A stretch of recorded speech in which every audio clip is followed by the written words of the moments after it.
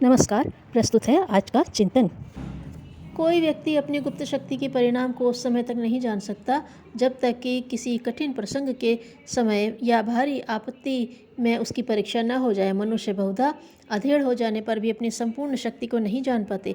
जब तक किसी बड़ी आपत्ति, हानि अथवा शोक में उनकी परीक्षा नहीं हो जाती, तब तक वे यह नहीं बता सकते कि वे कितनी बड़ी कठिनाई का सामना कर सकते हैं और किसी बड़ी आपत्ति के आ जाने पर वे कितनी वीरता दिखा सकेंगे।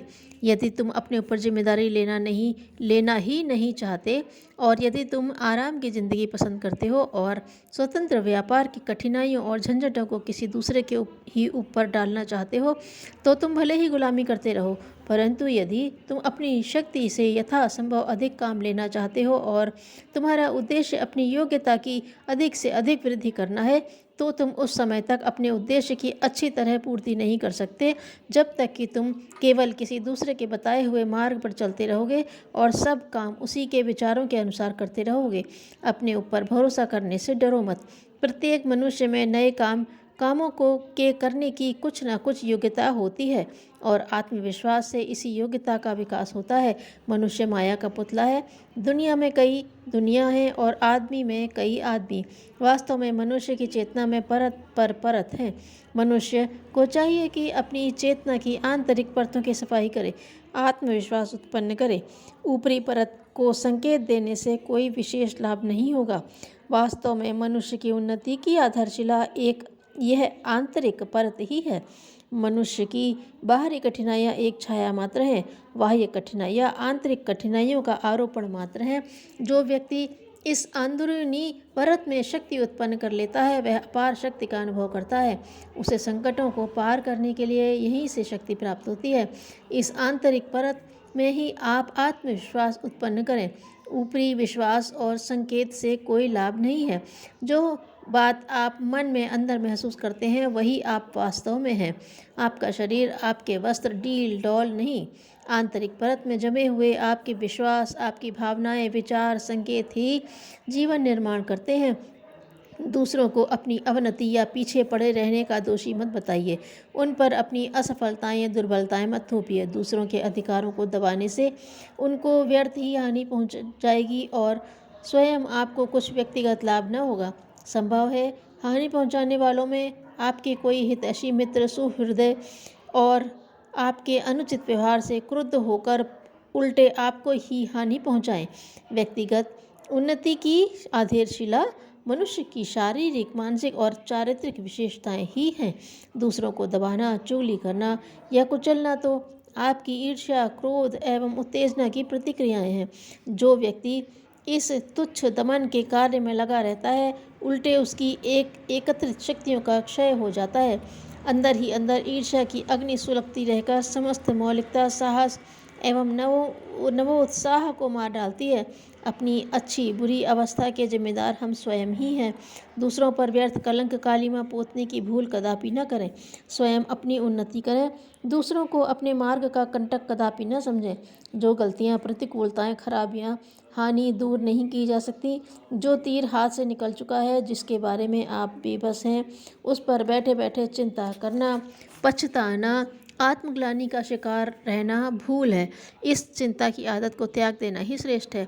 हमें जो भी प्राप्त है उसमें सुख माने और समझें कि भगवान की बहुत भारी दया है कि उसने हमें इन वस्तुओं का अधिकारी बनाया। हम अपने से ऊपर वालों की ओर नहीं, नीचे वालों की ओर देखें। तब हमें आसानी से पता चलेगा कि हम से भी कम सुविधा प्राप्त करके भी कुछ लोग अपना जीवन यापन कर रहे हैं। हम तो उनसे अधिक भाग्यशाली हैं।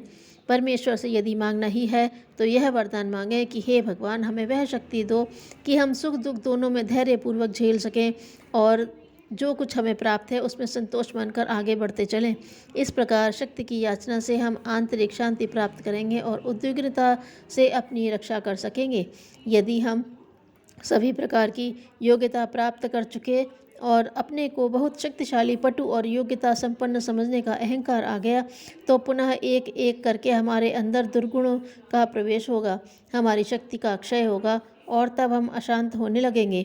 इस प्रकार की परिस्थिति से अलग रहना और अपने भीतर नम्रता का विकास करना परम आवश्यक है। इस प्रकार शांत रहकर सज्जनों के निकट बैठकर उनकी शिक्षा को आसानी से हृदयंगम कर सकेंगे। अतः नम्रता की प्राप्ति के बाद हम सुरक्षित रहने की कला और अपने आप सीख लेंगे और अपनी शक्ति का संरक्षण करते हुए इस संसार यात्रा को सानंद तय कर सकेंगे। जब आप ईश्वर के प्रतिनिधि हैं, सर्वोच्च विभूति के पुंज हैं, तो आपको क्या अधिकार है कि अपने को दीनहीन या अभागा समझे। ईश्वर का अपमान आप नहीं कर सकते। ईश्वरत्व संसार की मूल क्रियात्मक शक्ति है। संसार में जो सबसे सत्य, सुंदर और शिव हो सकता है वह ईश्वरत्व के नाते आपके रक्त और मांस में प्रवाहित है। आप अपने साथ सद्व्यवहार सीखिए। आप दूसरों की भलाई चाहते हैं। अपने पुत्र की शिक्षा, स्वास्थ्य, प्रसिद्धि, हित कामना के लिए आप एड़ी चोटी का पसीना एक कर देते हैं। पत्नी, पुत्रों तथा अन्य संबंधियों की हित चिंता में निरंतर निमग्न रहते हैं।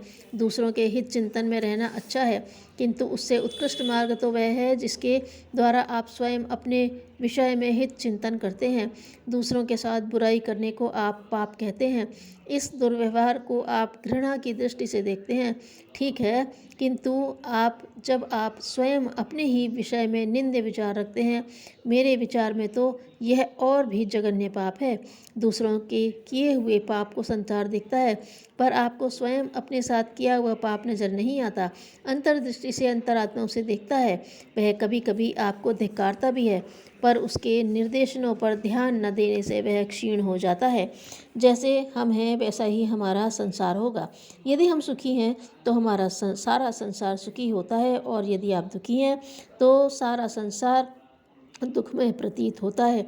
यदि हमारी मनोदशा भी सुख अनुभव करने लगे और सोचने लगे कि यह दुख हमें केवल अपने जीवन स्तर की सीढ़ियों पर चढ़ने के लिए परीक्षार्थार्थ मिला है करता है तो परीक्षार्थ ही मिला करता है, तो हमें दुख की छाया छू भी नहीं सकती। जब हम इस प्रकार अनुभव करने लगेंगे तो वास्तव में हम दुख को सुख में बदल सकेंगे और अध्यात्म तत्व की ओर अग्रसर होकर दूसरों के दुख को भी सुख में बदल सकेंगे। ऐसा करने के लिए हमें त्याग व तपस्या की आवश्यकता पड़ती है, जिसकी प्रतिक्रिया हमारी आत्मा पर होती है।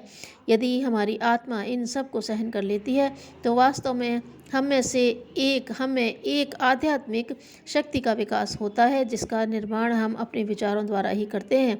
आज हम चाहे जिस परिस्थिति में भी क्यों न हो, अपने दृष्टिकोण को बदल देना चाहिए तथा अपने विचारों को सदा प्रसन्नता, आशा, शांति, शक्ति और प्रयत्न की ओर दौड़ाना चाहिए। कहा भी है, जैसा आप हैं वैसा ही आपका संसार है। चिंता, खेद, अपवित्र विचार, क्रोध या घृणा मन पर एक प्रकार की काली तह जमा देते हैं। यह काली तह का आवरण सद्गुणों का लाभकारी प्रभाव अंदर प्रवेश नहीं होने देता और दुर्गुणों को अपने काम करने में सहायता देता रहता है। चिंता से मन और सूक्ष्म शरीर को बड़ी हानि पहुंचती है। चिंता करने से शक्ति क्षीण हो जाती है और कुछ लाभ नहीं होता। बड़ी कुशलतापूर्वक आत्मनिरीक्षण द्वारा तथा मन को निरंतर ध्येय में संलग्न रहकर चिंता को निर्मूल करना चाहिए। जिस प्रकार शैतान घोड़ा सवार को अपने ही साथ कुपथ की ओर ले जाता है, उसी प्रकार क्रोध का वेग भी इस संयम रहित क्रुद्ध जीव को आवेश में पथभ्रष्ट कर देता है। अपने मन और इंद्रियों पर संयम रखिए, सद्गुणों को सीखिए, आत्मा के सच्चे स्वरूप को जानने की चेष्टा करिए, आत्म तत्व का नियमित रूप से ध्यान करिए। तभी आप उस अति गंभीर असीम आनंद एवं अमरत्व को पा सकेंगे। केवल तभी अमर पद तक पहुंच सकेंगे। इस शरीर को ही आत्मा समझ लेना सबसे बड़ा पाप है। इस भ्रमात्मक भाव को त्याग दीजिए।